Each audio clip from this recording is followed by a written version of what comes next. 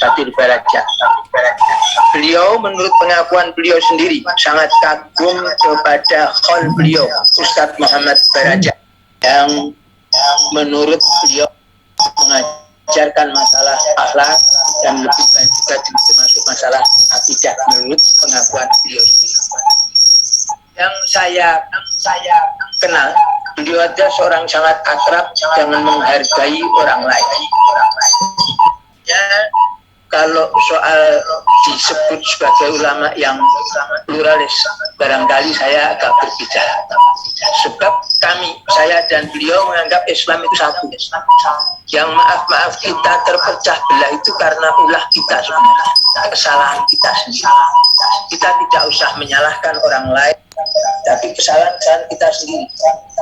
Kita orang Islam, tetapi di dalam negara yang mayoritas Islam, presidennya, kepala staf angkatan daratnya pada waktu itu juga perdana menterinya dan lain-lainnya orang Islam, tetapi di sana ada orang Islam dibunuh oleh orang Islam yang lain. Itu terjadi. Ini kenyataan yang menyedihkan. Ini harus kita terima sebagai kesalahan kita. Itu sebabnya beliau yang saya tahu kemudian meninggalkan bidang politik dan untuk kepentingan pengkaderan yang tadi sempat ditanyakan, itu adalah jalan keluarnya. Mundurnya beliau dari bidang politik pindah ke pendidikan itu adalah dalam rangka mendidik kader-kader muslimin.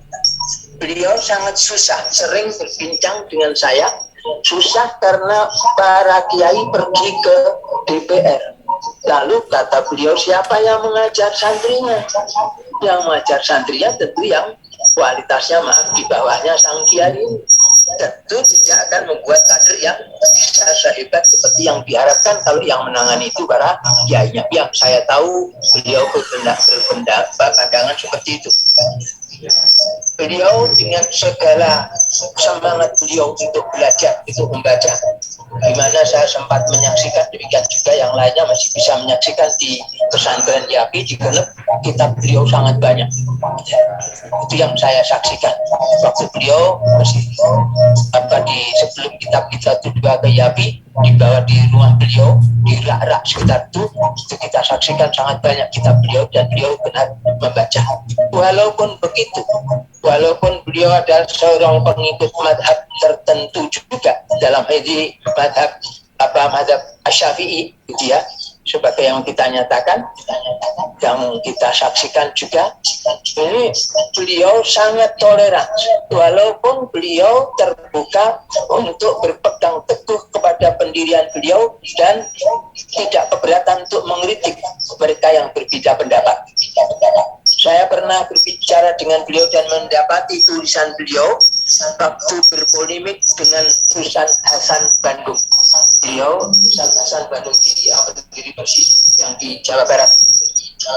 Karena kritikan Ustaz Hasan terhadap orang-orang yang bermadhab, karena mereka itu banyak yang taklid, lalu Hasan mengharamkan orang mengikuti madhab. Dan yang cukup menarik, menggelikan, tapi juga cukup cukup tepat menurut saya, beliau mengatakan ini munculnya madhab yang mengharamkan madhab. Jadi ya seharusnya juga mengharamkan dirinya sendiri juga kalau begitu. Jadi kembali seperti yang saya katakan tadi, Islam ini sebenarnya satu. Jadi saya mungkin saya minta maaf ya agak berbeda pendapat kalau menganggap Ustaz Husin itu pluralis. Enggak. Beliau seorang ideologis menurut saya. Ideologinya tetap lurus, ideologi yang lainnya tidak diterima. Adapun madhab itu menurut beliau bukan ideologi itu. Ideologinya bukan ideologi, kita tetap satu saja, bertauhid. Itu yang bisa diikuti. Bahwa itu ada madhab ahlul bait, ya tentunya harus dihargai. Saya sangat tertarik apa yang diceritakan oleh almarhum Ustadz Bakir, abah dari tadi saudara Haidar Bakir ya. Saya kenal beliau aslinya juga dari Solo, Mertodrana. Saya juga pernah berjumpa beliau di rumah beliau di Bandung juga. Beliau waktu itu ada seorang ulama Syiah datang. Kemudian waktu sholat, beliau tetap sholat seperti yang biasa dialami di Solo, mazhab Syafi'i sholatnya. bacaan termasuk bersedekah. Lalu ditegur, loh Anda sudah menerjemahkan kitab itu, kitab yang terkenal dia terjemahannya, kok ternyata masih begitu juga. Apa Anda tidak membenarkan mazhab Ahlul Bait? Beliau Ustaz Bakir menjawab, Ustaz Bakir Al-Habsyi, Allah yarham, itu menjawab, loh, ini yang saya amalkan ini juga dari Ahlul Bait. Saya terima dari datuk-datuk saya, dari Rasulullah Sallallahu Alaihi Wasallam. Itu buat saya sangat menarik. Artinya, dengan begitu, yang penting kita sama-sama mendapatkan dari Rasulullah. Kenapa sih kita harus saling kritik, saling kecam? Kenapa kita beramal dengan ilmu kita masing-masing? Selebihnya kita kembalikan kepada Allah. Saya khawatir saling cerca kita, saling maki kita itu justru menghilangkan amalan-amalan kita. Itu juga yang saya paham dari almarhum Abu Husain Al-Habsyi selama saya bergaul dengan beliau. Beliau adalah seorang sangat sederhana menurut ukuran kedudukan beliau itu yang saya pahami. Bagaimana beliau itu menerima segala sesuatu seadanya. Karena minta maaf saya tambahkan, banyak urusan-urusan pribadi beliau dalam rumah tangga beliau yang saya diminta dipercaya untuk mengurusinya. Itu membelikan mesin cuci, memberikan kulkas, saya yang berangkat untuk membeli. Ya. Demikian juga pembantunya sakit, saya yang diminta untuk mengantar. Dengan mobil pondok saya antar ke dokter pada waktu itu. Menurut saya sangat dekat, termasuk juga dua orang, insya Allah tadi kelihatan ada ini habis. Putra Muharram, ini putra beliau, dan juga satunya Musa Al-Kadim ya, kelihatan wajahnya. Itu dua orang itu pernah dititipkan kepada saya untuk belajar di rumah saya, tinggal di tempat saya. Jadi saya merasa sangat dipercaya dengan yang demikian itu. Demikian rupa, walaupun beliau berpegang, tadi belum sempat saya sampaikan, tetap berteman dengan Ustaz Hasan Bandung. Bahkan juga saya sendiri, kalau murid-murid beliau, murid-murid saya santri di sana di Kersian pada waktu itu juga dikelak, biasanya melihat saya ini katakan, oh kalau Ustadz yang satu ini Wahabi ini, katanya saya dicap begitu. Kenapa? Dalam keadaan saya belajar di komunitas seperti itu, saya sampai hari ini memang tidak pernah membaca kunut subuh. Allahumma ini biman hada itu tidak pernah. Karena memang saya kebetulan tidak berpegang kepada hadis itu. Walaupun begitu, ternyata saya dapat sampai 20 tahun saya di situ, tidak bertengkar dengan beliau dalam urusan itu. Saya melakukan itu, bahkan saya seringkali diminta, dipaksa untuk ngimam. Ini Ustaz, saya ngimami mereka, cara sholat saya dirasakan mereka berbeda. Di sana biasa membaca bismillah dengan keras, Bismillahirrahmanirrahim. Saya biasanya membaca bismillah dengan sir. Tahu-tahu orang mendengar Alhamdulillahirabbil alamin. Tetapi dalam kita bertukar pikiran dengan beliau. Tapi beliau tidak pernah kemudian marah, kemudian apalagi mengajar, tidak sama sekali. Saya tetap diminta untuk membantu mengajar di sana. Dalam beberapa hal juga, dalam riwayat hadis dan sebagainya, berbeda. Tetapi ternyata beliau sangat toleran. Bukan cuma sekedar saya dibiarkan bergaul dengan beliau, saya dipercaya untuk mengajar di pondok itu. Dan saya juga tentunya tidak cari perkara mengatakan bahwa saya tidak mau baca kunut karena itu saya anggap jelek. Enggak, saya tidak menganggap itu jelek juga. Tapi murid-murid saya tahu bahwa saya juga tidak pernah membaca doa kunut. Saya mau sholat di belakang imam ya, membaca kunut subuh. Tetapi kalau saya yang mengimami, saya mengatakan bacaan kunut saya tidak sama dengan bacaan Anda. Tapi bacaan kunut Anda silakan baca saja, saya tidak menghalang. Untuk hal yang seperti ini, yang pada masa itu orang-orang lain biasanya harus bertengkar, berantem, ternyata beliau tidak.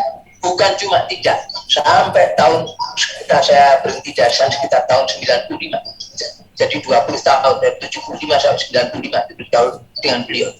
Ternyata tidak pernah bertengkar soal berbeda pendapat. Oh iya, termasuk juga suatu kali pernah kami agak mungkin saya agak kebacut pada waktu itu. Astagfirullahaladzim. Beliau waktu itu akan mengundang, ada satu acara di pondok pesantren di Genep, Bupati Pasuruan, kalau tidak salah waktu namanya Pak Cerita.